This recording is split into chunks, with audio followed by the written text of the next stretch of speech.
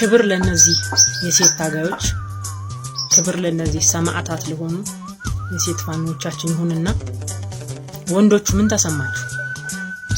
ምን እያሰባችሁ ነው? በሀገር ውስጥም ከሀገር ውጭም ያላችሁ የአማራ ወንዶች ምን ተሰማችሁ? ምን እያሰባችሁ ነው? በነገራችን ላይ አይደለም ጡት መቁረጥ ከፈለገው ከሞትኩ በኋላ ስጋዬን ዘልዝሎ ቋንጣ ያረገ ይብላኝ እንጂ እኔ አማራይቱ ልጅ በአማራነት የተሸማቀቄ በሴትነት የተደፍሬ በፍጹም ማርያምን ነው የምላችሁ ባሪያ ሆኜ አልኖርም ለዚህ ስርዓት። ምክንያቱም እኛ የአባቶቻችን ልጆች ነን። ባርነትን አባቶቻችን አላስተማሩን፣ ደም መመለስን እንጂ። እኛ ወደዚህ ትግል የገባ ነው መሳሪያም ፖለቲካም የማያውቁ እናቶች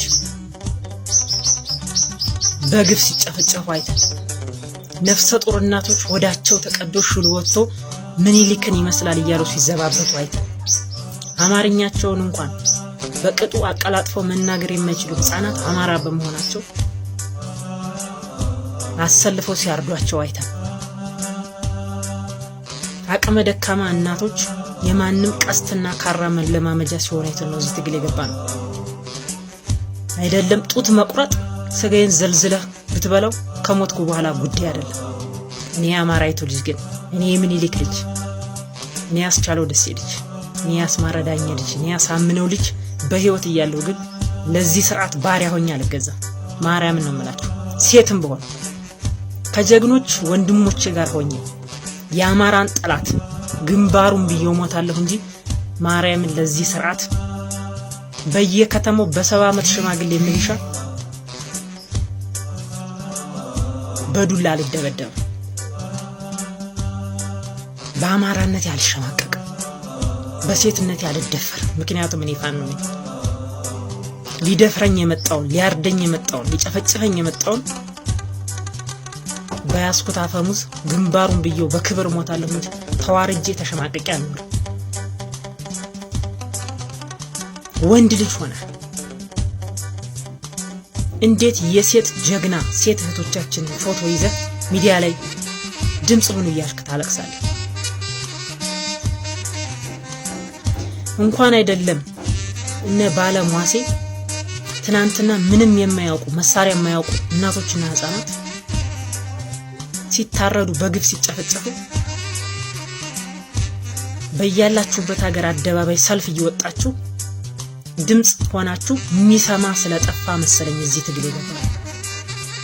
በየፓርላማው ጥያቄያችንን በሰላማዊ መንገድ በስክሪፕቶ ጠይቀን ምላሽ ስላጣን የሚሰማ ስለጠፋ መሰለኝ ከስክሪፕቶ ወደ አፈሙዝ ያዞርነው ጥያቄያችን።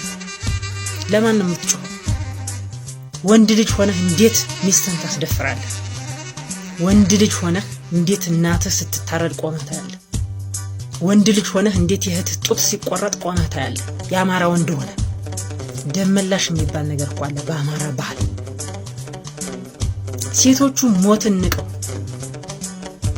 በክብር እንደዚህ እየሞቱ እያየህ እንዴት አንተ የነዚህን ፎቶ ይዘህ ሚዲያ ላይ ታለቅሳለህ? ወርዳህ ተታገል ፋኖ አትሆን? እኛ ሀብት ንብረት ማካበት ቤተሰብ መመስረት አቅቶን ከአረብ ሀገር ዘለን እዚህ ትግል የገባ ነው እኮ ስለገባን ነው። ሀገር ሲኖር ነው ቤተሰብም ሚስትም እናትም የምትኖር። ወንድ ልጅ የእናቱን እንባ ያብሳል እንጂ የእህቱን በቀል ይበቀላል እንጂ እንዴት ቤቱ ቁጭ ብሎ ያለቅሳል? እንዴት በአማራነት ትሸባቀቃለህ? በየከተማ ፋኖ አትገባ? ገባህም አልገባህም ደግሞ ፋኖ ባትገባም ይሄ ነገር በየቤታችሁ የአማራ ወንድ በያለበት እየተፈለገ እየታደነ መገደሉም አይቀርም። ለምንድነው ሞትን የፈራችሁት? ከዛ ውጭ ለሴቶቹ ማለት የምፈልገው ኢትዮጵያ ውስጥ የሚሆን በዓለም አቀፍ ደረጃ በሚደረግ ጦርነት በማንኛውም ጦርነት ምን ጊዜም ሴቶችና ህፃናት የጥቃቱ ሰለባ ናቸው። ምን ጊዜ በዚህም በአማራ የዘር ጭፍጨፋና ፍጅት የመጀመሪያዎቹ ተጠቂ 90% የሚወስዱት የአማራ እናቶችና ሴቶች ናቸው እና ህፃናቶች። ይሄ ይታወቃል፣ ግልጽ ነው። ስለዚህ መደፈር የማትፈልጊ ከሆነ መታረድ የማትፈልጊ ከሆነ ማልቀስ የማትፈልጊ ከሆነ ገዳይሽን መበቀል የምትፈልጊ ከሆነ ነይ ፋኖ ግቢ።